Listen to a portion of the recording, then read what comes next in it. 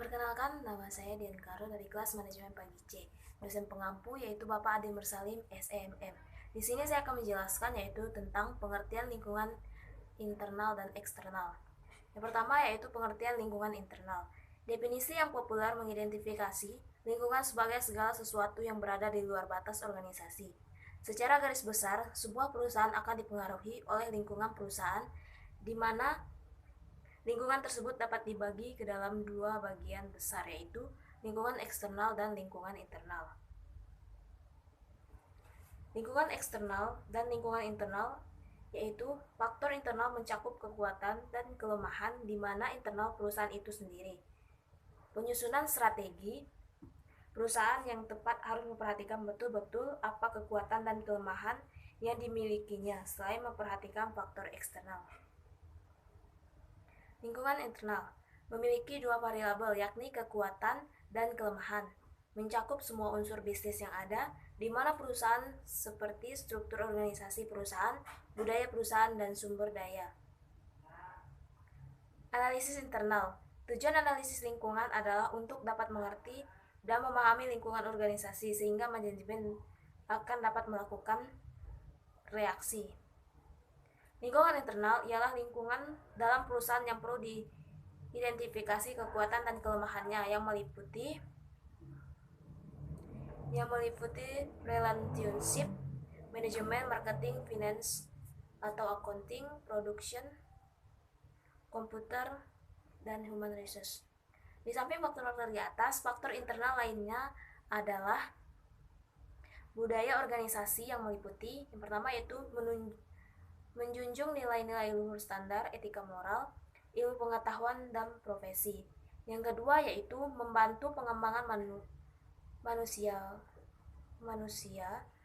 secara optimal, baik di lingkungan pendidikan maupun masyarakat. Yang ketiga yaitu mengembangkan ilmu secara bertanggung jawab dan berkesinambungan, serta menjadikan budaya belajar meningkatkan mutu diri yang berkesinambungan.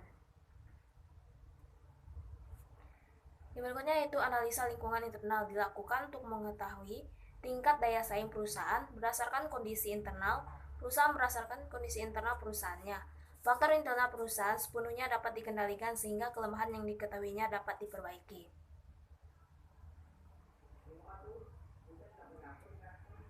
Pemasaran dan penjualan menyediakan fasilitas sehingga konsumen dapat membeli produk dan mencakup pula kegiatan seperti periklanan, penjualan, penentuan harga, jalur distribusi, dan promosi. Berikutnya yaitu analisis internal. Tujuan analisis lingkungan adalah untuk dapat mengerti dan memahami lingkungan organisasi, sehingga manajemen akan dapat melakukan reaksi secara tepat terhadap setiap perubahan. Selain itu, agar manajemen mempunyai kemampuan merespon berbagai isu krisis.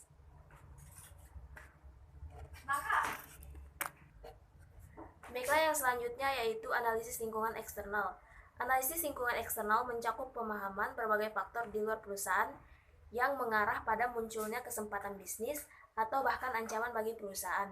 Di dalam analisis lingkungan eksternal berupaya memilih permasalahan global yang dihadapi perusahaan dalam bentuk fungsi dan keterkaitan antar bagian bagi pengembangan strategi. Analisis ini dibutuhkan tidak hanya terbatas pada rincian analisis kesempatan dan ancaman saja, tetapi juga untuk menentukan dari mana dan untuk apa hasil analisis itu dipergunakan. Oleh karena itu, manajer puncak membutuhkan diagnosis lebih lanjut atas hasil analisis lingkungan eksternal. Lingkungan eksternal yaitu yang general, sosial ekonomi, teknologi, pemerintahan, dalam bentuk industri yaitu pelanggan, pemasok, dan pesaing internasional. Yang berikutnya yaitu analisis diagnosis disparitas strategi. Yang pertama, identifikasi strategi yang dipergunakan untuk mengaitkan berbagai variabel lingkungan saat ini. Apa asumsi atau prediksi tentang lingkungan yang berpengaruh terhadap perusahaan saat ini. Yang kedua, memperkirakan kondisi lingkungan di masa yang datang. Apakah asumsi atau prediksi yang dipergunakan sama yang dilakukan pada tahap yang pertama. Yang ketiga yaitu diagnosis, apakah disparitas strategi antara kondisi lingkungan saat ini dan di masa yang akan datang cukup signifikan untuk mempertimbangkan bagi kepentingan perusahaan. Apakah perusahaan strategi perlu dilakukan untuk menyesuaikan dengan kondisi lingkungan? Apakah perlu adanya upaya khusus untuk mengurangi disparitas strategi yang terjadi? Yang berikutnya yaitu lingkungan umum. Adalah kumpulan dari berbagai faktor lingkungan makro eksternal, baik secara langsung maupun tidak langsung, yang mempengaruhi dinamika pada perusahaan. Lingkungan umum dapat dikelompokkan dalam 3 sektor utama. Yang pertama yaitu sosial ekonomi, teknologi, dan pemerintah. Pada setiap sektor lingkungan terdapat banyak subfaktor yang masing-masing saling berinteraksi membentuk satu kekuatan yang pada akhirnya mempengaruhi strategi manajer dalam bentuk pengambilan keputusan. Sebagai konsekuensinya, maka terdapat berbagai macam cara yang dapat dipergunakan untuk menganalisis dan mendiagnosis kondisi makro eksternal. Yang selanjutnya yaitu sektor sosial ekonomi. Akan banyak berpengaruh terhadap penentuan jumlah permintaan produk dan besarnya biaya yang akan dikeluarkan untuk menghasilkan produk perusahaan. Kondisi perusahaan, pengaruh iklim dan lingkungan sosial dapat membantu memperlambat pencapaian tujuan perusahaan. Yang selanjutnya yaitu kondisi perekonomian. Tingkat kejelian mengamati kondisi perekonomian saat ini dan keakuratannya dapat memperkirakan akan sangat berpengaruh terhadap tingkat keuntungan dan kesuksesan perancangan strategi perusahaan. Faktor kondisi perekonomian. Yang selanjutnya yaitu teknik analisis lingkungan.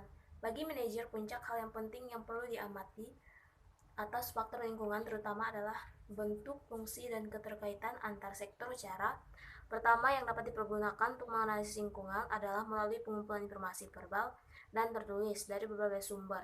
Informasi verbal dapat dikumpulkan dengan pendekatan formal maupun internal.